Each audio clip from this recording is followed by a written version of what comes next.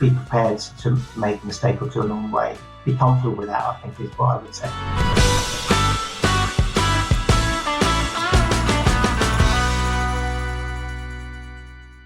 Welcome back to the Content in Business podcast. And today we're talking to Paul Jenkins, who's the founder and managing director of ThePackHub. ThePackHub is a highly respected packaging innovation consultancy with over a decade in the industry. Paul, welcome to the show. Thank you. Delighted to be here today.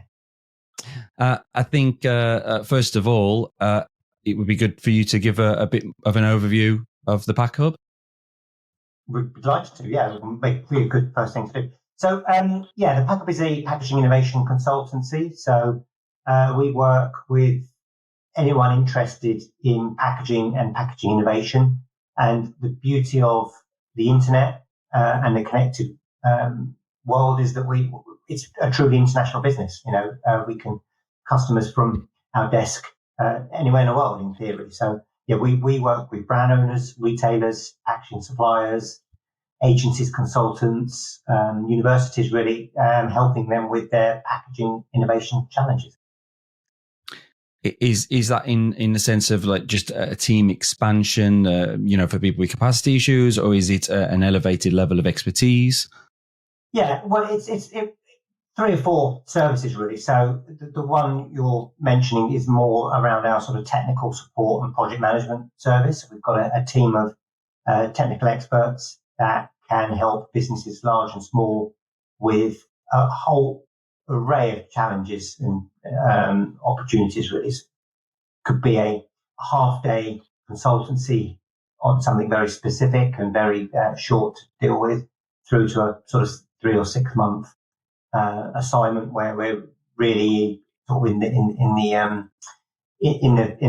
the business, sort of helping them deliver a very specific or a set of projects around that. So it can be really, really varied, and we get inquiries from ma and pa startups with an idea on a coffee table, through to some of the biggest businesses in the world that everyone sort of buy their brands in the local supermarket. Oh, and how's the journey been so far? Has it been everything that you expected? No, it is a really tough. We launched about 11 years ago, and I thought I knew quite a lot about business, but I've learned an awful lot in that time. And there was an awful lot of highs and an awful lot of lows in that time. And I think sort of even out those highs and lows, and you sort of you look back and you realise that you have actually grown. I could write 10 books for the experience I've had in the last 10 years compared to what I did when I was in the corporate world. But absolutely fantastic. I wouldn't swap for 1 minute. I absolutely love it. I mean, it sounds like I've seen your activity online, and it sounds like you're obviously really active. You do a load of great things. And what is it that's been the key elements of your business that's got you to this point? What are those elements that have brought you this far? Yeah, there's a few things. I think building a community is really important. Obviously with the internet, and LinkedIn is a hugely valuable tool. We're talking now really because of that LinkedIn connection. Although obviously we did meet a few years ago. I think building a community is a really valuable asset because it allows you to build trust. And just sort of turning up online, people can see what your business is about and who you are. And so when you do first speak to people for the first time, they almost feel like they know you. And that is I realise that's a far more effective strategy than trying to overtly sell, if you like. So just post thoughts and ideas around the industry, which is packaging, just builds an element of status, if you like. I guess it's without thinking of the right word, rather than sort of buy my latest report or do this, do that, which nobody likes to be sold to. So it's a soft sell, I guess. So building a community and a network, and then taking time to nurture that network. If you meet someone for the first time, don't go straight in for a sales pitch just patiently bide your time, build a relationship, get to know them, Zoom calls, meet them face to face, emails. And at least then you're also better understanding what their needs are rather than assuming you've got a product that will fit them. I've been people will connect with me, want to connect with me on LinkedIn, and I will accept the request. And 2 minutes later, I'm getting a sales pitch, and they have not taken the time to even. Sometimes it's nothing at all to do with even packaging, and it's something that I have no interest in a million years. And I suppose if they were to have built some trust through turning up all the time on LinkedIn, and I could get to understand what their business is about and who they are. And then it makes it a lot easier to then introduce or suggest a product or something in due course. But yeah, so I think building a community is a big area. I think also feeling comfortable making mistakes, because there's lots of business books that talk about making mistakes, so that's the best thing you can do. But I do believe I've made lots of mistakes over the years. I look back sometimes and think, I can't believe I did that. But you've got to try things, and then if you don't try them, then you don't know it's the wrong thing to do, if that makes sense. So the next time you do something slightly different. So yeah, my career hasn't been completely error ridden.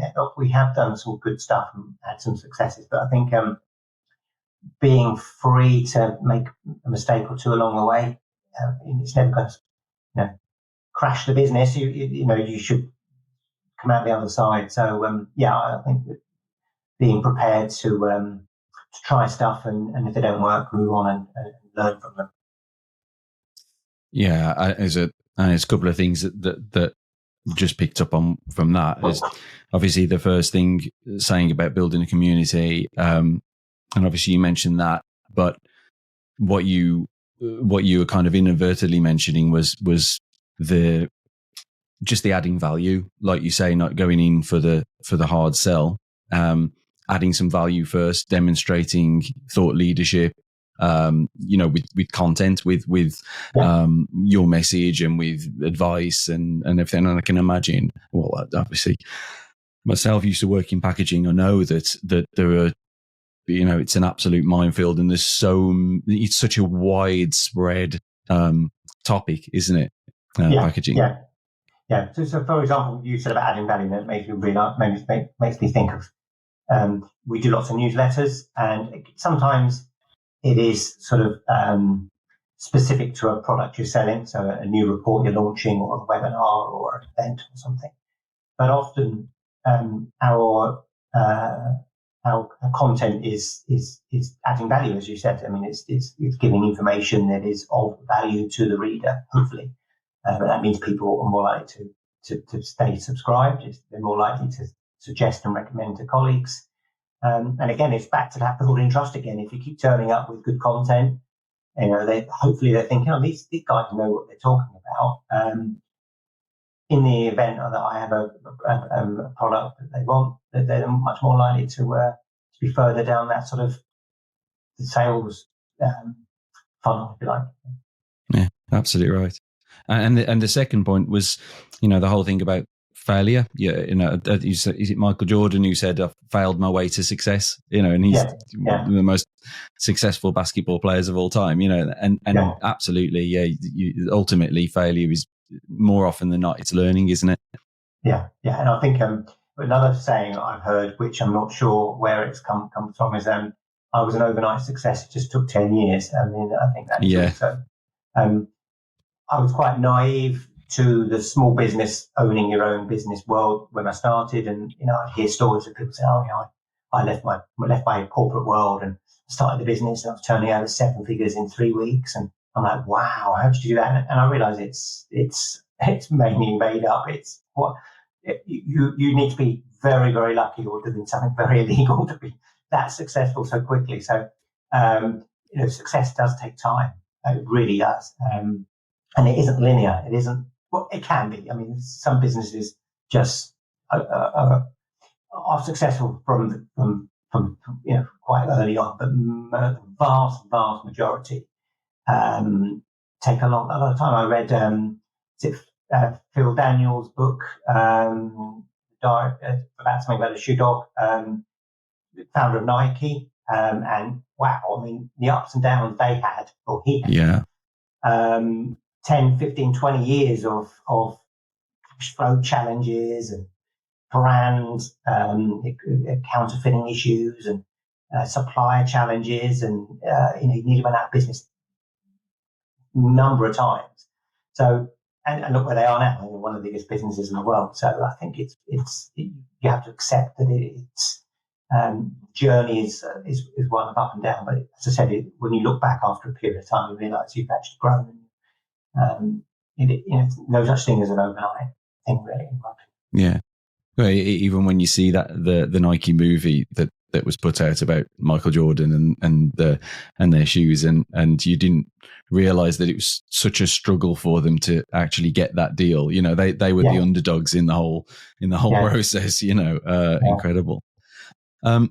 So what's the dream? What's the vision for the company? What's your kind of ultimate goal for the PackHub? Well, there's been some changes in the business recently, so I've just bought out my business partner. So that means I have complete control of the business, which, going back to mistakes, it means I'm free to make my own mistakes, I guess. It also means I can take the business in a slightly different direction, a more ambitious direction. So I have ambitious plans to grow the business, having learned so much over the last 10 or 11 years.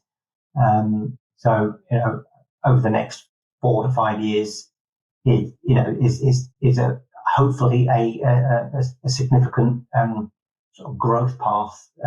As I said, having learned so much, what works and doesn't work, and I've never been in a better position to know what my customers want, I think, although another success tool is to listen to your market. And we've launched products in the past where we've assumed we know what they want.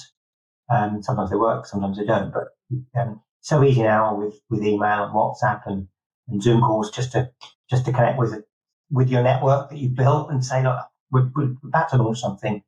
Is this something that might be of interest to you? And they might say, yeah, I'll buy that, or it sounds too expensive, or why don't you include this and that?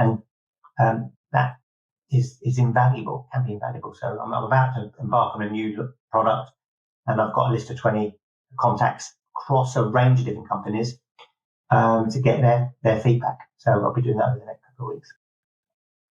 And I know you kind of touched on this, but are there any major challenges that you can see in realizing that new direction and that vision? Yeah, I mean, when you're looking for high growth, you have challenges around cash flow. You have challenges around staff, so recruiting and using consultants to deliver that growth. And there are two things. Obviously, competitors. It's a big market out there, but that means there's a lot of potential people, businesses that can sort of eat into what we're doing. And then there are sort of externalities that you have no control over. So, we've had the last few years quite a lot on every business person has had this, obviously, with COVID and the various wars and high inflation. Brexit has had an impact. AI is going to have an impact. I'm surprised how little the business community seems to be concerned about what impact it might have for certain industries, including the packaging industry.